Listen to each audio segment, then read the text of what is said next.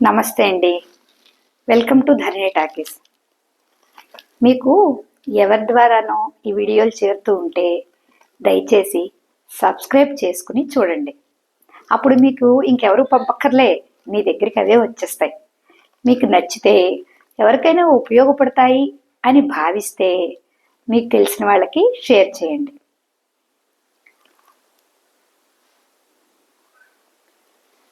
మనం అంటే మనుషులు జ్ఞాపక శక్తి చాలా ఎక్కువగా కలిగి ఉంటాం కదా.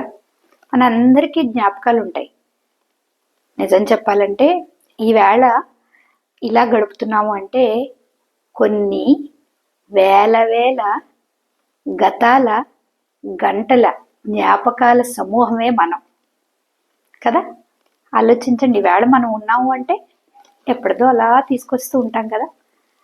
అందులో ఇప్పుడు చెప్పుకోవాల్సిందే ఉంది అనుకుంటారేమో.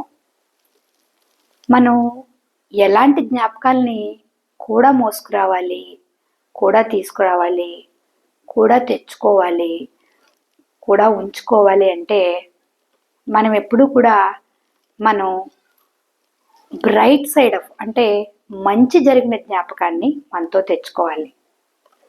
దాంతోపాటుగా ఈవేళ, ఈరోజు లేదా జరగబోయే రోజు అంత ప్రశాంతంగాను అందంగాను జరగాలంటే మీరు ఏ పరిస్థితిని అయితే ఎదుర్కొంటున్నారో లేదా ఏ మనిషితో అయితే మాట్లాడుతున్నారో, ఎవరితో అయితే ఉంటున్నారో వారి యొక్క మంచిని మాత్రమే మనం చూడగలగాలి. అంటే మనం ఫిల్టర్ చేసుకోవాలి, జల్లెడ చేసుకోవాలి. దేన్ని జల్లెడ చేయాలి? వాళ్ళల్లో ఉన్న చెడుని. మనిషి అన్నాక మంచి చెడు రెండు ఉంటాయండి. పువ్వు అంటే పూయడం వాడిపోవడం ఎంత సహజమో, మనిషి అన్నాక అస్తమానం ఒకలాగే ఉంటే మనం దేవతలం అయిపోతాం కదా. మనం వారితోటి సహచర్యం చెయ్యాలి, ఆజీవనం నడవాలి అన్నప్పుడు అస్తమానం వారిలో ఉన్న చెడుని చూస్తే మన లోపల రసాయన క్రియలు తేడా జరిగి మన మనసులు పాడవుతాయి. అలా మంచిని ఎలా చూడగలం? మంచిని చూడడం వల్ల ప్రయోజనం ఏముంది అంటే, మీరు ఎప్పుడైతే పరిస్థితుల వల్ల కానీ లేకపోతే జనాల్లో కానీ మనుషుల్లో కానీ మంచిని చూస్తే మీకు రేపటి మీద ఆశ, ఆకాంక్ష, ఆపేక్ష పెరుగుతాయండి. ఇప్పుడు మన ఇంట్లో ఇద్దరు పిల్లలు ఉన్నారనుకోండి, మన పిల్లల్ని మనం చక్కగా పెంచుకుంటూ ఉన్నామని భావిస్తూ ఉంటాం.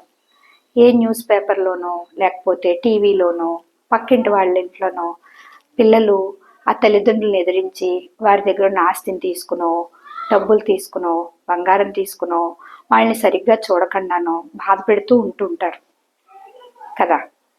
మీరు ఆ కథలు తీసుకొచ్చి అది మనసులో పెట్టుకుని లోపల నా పిల్లలు కూడా అలా అయిపోతారేమో అన్న భావంతో మన ఇంట్లో పిల్లాడు ఏం చేసినా, మనవాడు ఏం చేసినా కూడా ఆ రూపంలో చూడటం మొదలు పెడితే మనకి రేపటి మీద ఆపేక్ష ఉండదండి. ఉండలేం. రేపన్నది ఉంది కదా. అది ఈ ప్రయాణం ఆగేదాకా అది ఎప్పుడు ఆగుతుందో మనకు తెలియదు. రేపన్నది ఎప్పుడు లేదో మనకు తెలియదు కదా. అందుకని ప్రతిరోజు మనం పడుకునేటప్పుడు రేపు ఉన్నదనుకునే కదా లేస్తాం. ఎప్పుడైతే మనకి ఇంకా రేపు ఉన్నదన్న భావంతో మనం ఉంటామో అలా ఆ భావంతో ఉండేవాళ్ళు అందరం కూడా ఎతటి మనిషిలో ఏదో మంచి ఉందని అనుకోవాలండి. అనుకునే తీరాలి, మంచినే చూడాలి. మీరు ఆ మనిషిలో మంచి ఏమీ కనిపించట్లేదు, దూరంగా ఉండండి. మనకి ప్రపంచంలో 4-5 రకాల మనుషులు కనిపిస్తారండి. అందులో మొదటిది పైకి చాలా సౌమ్యంగా కనిపిస్తారు, మాటలు చాలా అతి మంచిగా మాట్లాడతారు, కానీ అన్నీ చెడు పనులు చేస్తూ ఉంటారు. మాటలు బాగున్నాయి కదా, ఆ పనులు దేవుందిలే అనుకుని అలాంటి వాళ్ళని వదిలేయాలి. అలాగే కొంతమంది అన్ని మంచి పనులు చేస్తారు, చాలా నోటి దురుసు ఎక్కువగా ఉంటుంది. అంటే మాట్లాడేటప్పుడు కఠినంగా మాట్లాడతారు, చెడు మాటలు మాట్లాడతారు, వారు చేసేది మాత్రం మంచి పనులు. అలాంటి వ్యక్తులతో వ్యవహరించినట్టు మనం ఏమనుకోవాలి? సర్లే, నోటితో ఏమైతే అయిందిలే, చేసేది నలుగురికి ఉపయోగపడే మంచి చేస్తున్నాడు కదా, మనకి సహాయం అవసరమైనప్పుడు సహాయపడుతున్నాడు కదా అని అలాంటి వ్యక్తుల పట్ల వ్యవహరించాలి. మూడో రకం వ్యక్తులు, వారు చేసేది మాట్లాడేది కూడా చెడేనండి. వారు చేసేది చెడే, మాట్లాడేది చెడే, వారి నోట్లోంచి మంచి రాదు. మరి అలాంటి వ్యక్తులతో ఎలా ఉండాలి, వారిలో మంచి ఎలా చూడాలి అంటే వారిలో మనం మంచిని చూడలేం కాబట్టి వారిని చూసి మనం జాలిపడాలి. అయ్యో, అంత అద్భుతమైన మానవ జన్మెత్తి కూడా పశువు కన్నా హీనంగా ప్రవర్తిస్తున్నాడు, ఇతనికి నేనేం చెప్పగలను, అతను మనం మార్చలేం కదా కదా మనం మార్చగలమంటారా? అతను ఎందుకు అలా ఉన్నాడని బాధపడే కన్నా అతని గురించి జాలి పడ్డాం అనుకోండి, చూడండి మనం జాలితో చాలా పనులు చేస్తాం. మన జాలి చాలాసార్లు ముందుకు తీసుకెళ్తుంది. అయ్యో పాపం, ఏ జన్మలో ఏం చేశాడోలే అంతే అనుకుని వదిలేసాం అనుకోండి, ముందు మనం మనశ్శాంతిగా ఉంటాం. 4వ రకం వ్యక్తులు, వారు మంచి మాట్లాడతారు, మంచి చేస్తూ ఉంటారు. అలాంటి వారే మనకి ఆదర్శం అవ్వాలి. ఈ పై 3 రకాల వ్యక్తులు మిమ్మల్ని ఎప్పుడైనా వీళ్ళు గుర్తొచ్చి మీ మనసు బాధపడింది అనుకోండి, మనకి ఏ రకమైన రక్త సంబంధము లేకుండా, మనతో ఏ బంధము లేకుండా మనకి సహాయపడి మాట సాయమో చేతి సాయమో, మనకి కాకపోతే మన పక్కింటి వాళ్ళకో చేసే వ్యక్తులు ఉంటారండి. అలాంటి వారిని గుర్తు చేసుకుంటే అబ్బా, ఇంకా మంచి మనుషులు ఉన్నారా బాబు, మంచి జరుగుతుందన్న భావన మనలో పెరుగుతుంది. మనం అలాంటి వారిని చూద్దాం. మనం ఎప్పుడూ కూడా ఏ పరిస్థితిలోనూ లేకపోతే ఏ మనిషిలోనూ కూడా పనిగట్టుకుని ప్రయత్నం చేసి వారిలో చెడుని బయటకు తీసే ప్రయత్నం మనం చేయకూడదండి. అది మానవ జన్మకి శోభించదు. జ్ఞానం గల వ్యక్తులుగా మనం మారాలి కదా.